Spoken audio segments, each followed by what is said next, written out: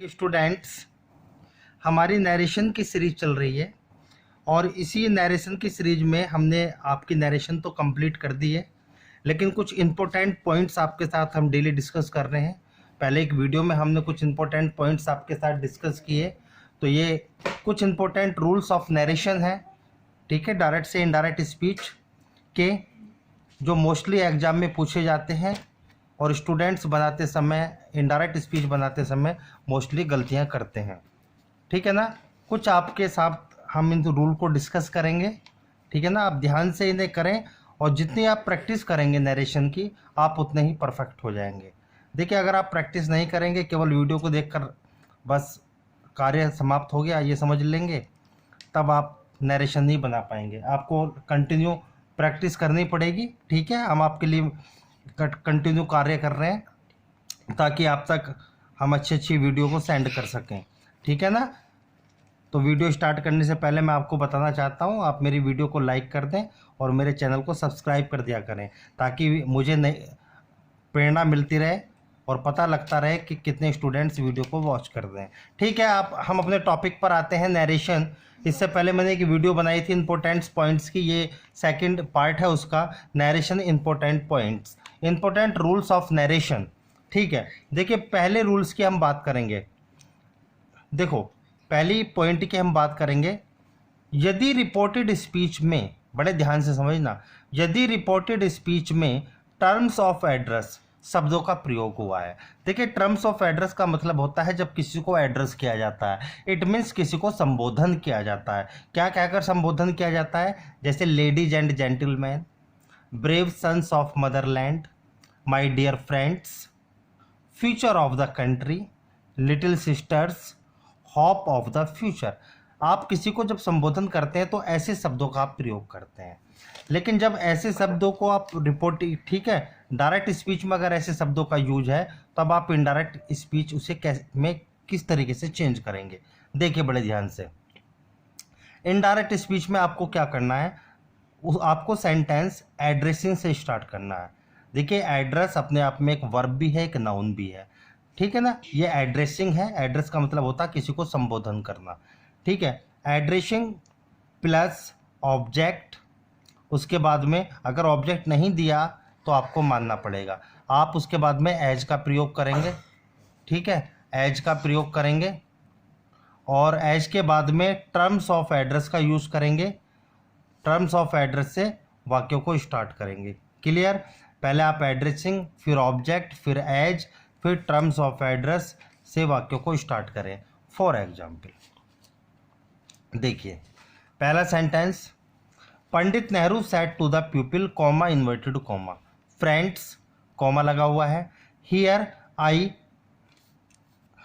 Thank you all, ये thank word है, ठीक है, I thank you all, full stop. जब आप इसे इनडायरेक्ट में चेंज करेंगे, ये थैंक वर्ड है, इसे ध्यान रखें थोड़ा सा,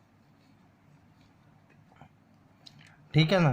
तो addressing the people as friends, ठीक है, एड्रेसिंग से शुरू करेंगे। ऑब्जेक्ट आप मान लेंगे अपनी तरफ से, क्योंकि जब आप किसी को सभा में एड्रेस करते हैं, संबोधित करते हैं, या तो वो ऑडियंस होते हैं या पीपल होते हैं, तो addressing the people as friends, ठीक है। Pandit Nehru said that, here को आपने देयर में चेंज किया, देयर ही thanked them all, full stop. आप इस तरीके से चेंज करेंगे, क्योंकि यानी कि थैंक की थर्ड सेकंड फॉर्म लेके आएंगे, पास्ट में आप thanked them all, full stop. Example number second देखिए, the leader said, comma inverted comma, ladies and gentleman, उसके बाद फिर आपने कॉमा लगाया, यू आर माई होप। आपने इसे इनडायरेक्ट में चेंज करना है, तो addressing the people as ladies and gentlemen, यानी कि पीपल को एड्रेसिंग कर रहे हैं, संबोधित कर रहे हैं, क्या कहकर? लेडीज एंड जेंटलमैन कहकर। एज यानी कि एज के बाद जो भी आएगा वो टर्म्स ऑफ एड्रेस आपको लिखना पड़ेगा, एज लेडीज एंड जेंटलमैन, ठीक है, as ladies and gentlemen. The leader said that they were his hope, ठीक है, क्लियर। यहाँ पर यू था, सेकंड पर्सन, आपने पीपल के अकॉर्डिंग चेंज किया, दे वर हिज होप। इस तरीके से आप इस तरह के वाक्यों को बनाएंगे जो टर्म्स ऑफ एड्रेस के होते हैं, क्योंकि उसमें टर्म्स ऑफ एड्रेस में इस तरह के शब्दों का यूज होता है, जैसे ladies and gentlemen, brave sons of motherland, my dear friends, hope of the future, little sisters, future of the country. चलिए पॉइंट नंबर 2, बड़े ध्यान से देखें पॉइंट नंबर 2 को। देखो, यदि रिपोर्टेड स्पीच में इस तरह के शब्दों का यूज है, जैसे ओ, वेल या यू सी या ओके आदि शब्दों का यूज है, तो इनडायरेक्ट बनाते समय हम इन शब्दों को हटा देते हैं, क्योंकि सेंटेंस पर कोई प्रभाव नहीं पड़ता। ठीक है, इनडायरेक्ट कैसे बनाएंगे? She said, comma inverted comma well के बाद कॉमा लगा हुआ है Rahul, you have done this work, आपको इनडायरेक्ट बनाना है, तो सी टोल्ड राहुल, राहुल ये रिपोर्टिंग वर्क का ही पार्ट है, तो आप इसे इधर उठा के लाएंगे, सी टोल्ड राहुल दैट। ठीक है, यू सेकंड पर्सन है, राहुल के अकॉर्डिंग आपने चेंज किया, he had done that work. इसमें जो वेल आया मैंने इस शब्द को यहाँ से हटा दिया, मेरा इनडायरेक्ट स्पीच भी बन जाती है और सेंटेंस पर कोई प्रभाव भी नहीं पड़ता। तो आप इस तरह के शब्द अगर आ रहे हो डायरेक्ट स्पीच में, ओ, वेल, यू, सी, ओके आदि शब्दों को आप रिमूव कर दें, हटा दें इनडायरेक्ट स्पीच बनाते समय। चलिए रूल नंबर 3 की तरफ चलते हैं। देखिए रूल नंबर 3 क्या कहता है कि यदि रिपोर्टेड स्पीच में फर्स्ट पर्सन यानी कि वी का यूज ह्यूमन बीइंग या यूनिवर्सल ट्रूथ के लिए हुआ है, मानव जाति के लिए हुआ हो या यूनिवर्सल ट्रूथ के लिए हुआ हो, तो इनडायरेक्ट स्पीच में वी को हम चेंज नहीं करते, वी सेम रहता है। ठीक है, या अगर उसमें यूनिवर्सल ट्रूथ की बात है या मानव जाति की बात है, तब आप उस वी को चेंज ना करें।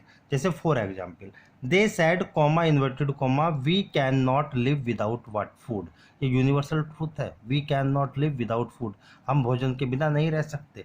क्लियर, इनडायरेक्ट बनाएंगे तो दे सैड दैट वी, आप इसे वी को चेंज नहीं करेंगे। ठीक है, दे के यानी कभी आप यहाँ पर वी के स्थान पर दे लिख दे, ऐसी गलती आप ना करें। We can not live without food, full stop. Clear, second example देखिए, they said comma inverted comma we are social animals, full stop, तो they said that we are social animals. ठीक है, आप इस तरह बनाएंगे इनडायरेक्ट स्पीच। नेक्स्ट रूल देखिए, यदि मैगजीन, न्यूज़पेपर और एडिटर अपने लिए वी, अस या अवर का प्रयोग करते हैं, अपने लिए जैसे मैगजीन है, न्यूज़पेपर है, एडिटर है, अपने लिए वी का, अस का या आर का शब्दों का प्रयोग करें, तो इनडायरेक्ट स्पीच में इन शब्दों को हम इट या फिर इट्स केस के अकॉर्डिंग चेंज कर देते हैं। इट आपको पता है सब्जेक्ट होता है, इसका ऑब्जेक्ट भी इट होता है और पॉजिटिव केस हमेशा इट्स होता है। देखिए for example, the Times of India says, comma inverted comma close present में है, और जब हमारी रिपोर्टिंग वर्क प्रेजेंट या फ्यूचर में होती है तो हम रिपोर्टेड स्पीच का टेंस चेंज नहीं करते। The Times of India says comma inverted comma our office will remain closed on Monday next, full stop. ठीक है, इसे आप इनडायरेक्ट बनाएंगे, तो the Times of India says that, अवर को मैंने टाइम्स ऑफ इंडिया के अकॉर्डिंग इट्स में चेंज कर दिया, इट्स ऑफिस, क्योंकि पॉजिटिव केस है, पॉजिटिव केस में ही चेंज होगा, it's office will remain closed on Monday next. Clear, next देखिए, नेक्स्ट रूल, ये बहुत इंपॉर्टेंट रूल चल रहे हैं, इन्हें बड़े ध्यान से कर लें, क्योंकि यहाँ से एग्जाम में एरर पूछे जाते हैं और बच्चे इनडायरेक्ट स्पीच बनाते समय हमेशा गलतियाँ करते हैं। देखिए मैंने रूल नंबर 5 में लिखा है, today, tomorrow, tonight, do not change when the speech is reported the same day, यदि बात उसी दिन की होती है, उसी स्थान की होती है और जब भी वो बात कही जा रही है, तब आप टुडे या टुमारो या टू नाइट जैसे शब्दों को चेंज नहीं करेंगे। ठीक है, जैसे आपको पता है आप डायरेक्ट इनडायरेक्ट बनाते समय टुडे को दैट डे में चेंज कर देते हो, टुमारो को द नेक्स्ट डे में चेंज कर देते हो, इस कंडीशन में नहीं होगा, when the speech is reported the same day.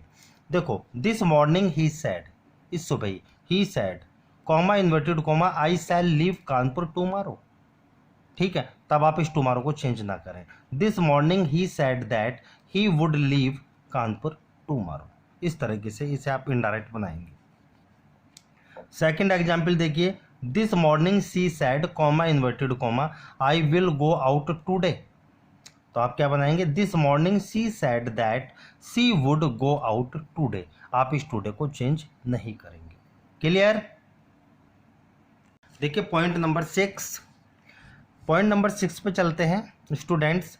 My God और गॉड नोज, इन दो शब्द यदि डायरेक्ट स्पीच में आए हुए हैं तब आप इसे called upon God to witness में चेंज कर दें, called upon God to witness. ठीक है, अपने नोट्स बना लेना, लिखते रहना साथ साथ। देखिए जैसे for example, the beggar said comma inverted comma God knows, यानी कि ईश्वर जानता है, I have not stolen your purse, मैंने तुम्हारा पर्स नहीं चुराया। क्लियर।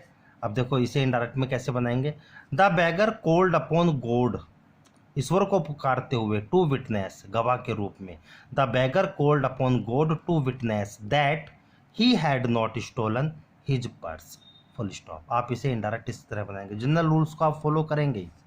देखिए पॉइंट नंबर 7, जब इंपरेटिव सेंटेंस से पोलाइट रिक्वेस्ट की जाती है तो ऐसे वाक्य देखने में इंटरोगेटिव लगते हैं और उनके पीछे इंटरोगेटिव मार्क्स भी लगा होता है, मार्क। ठीक है, लेकिन रिपोर्टिंग वर्ब को में सैड या सैड टू को आप रिक्वेस्टेड या ऑफर्ड में चेंज करेंगे, क्योंकि वो सेंटेंस इंपरेटिव होते हैं और उसमें पोलाइट रिक्वेस्ट की जाती है। देखने में भले ही वो इंटरोगेटिव लगें, लेकिन वो इंटरोगेटिव की तरह इनडायरेक्ट स्पीच में चेंज नहीं होते, वो इंपरेटिव सेंटेंस की ही तरह बनते हैं।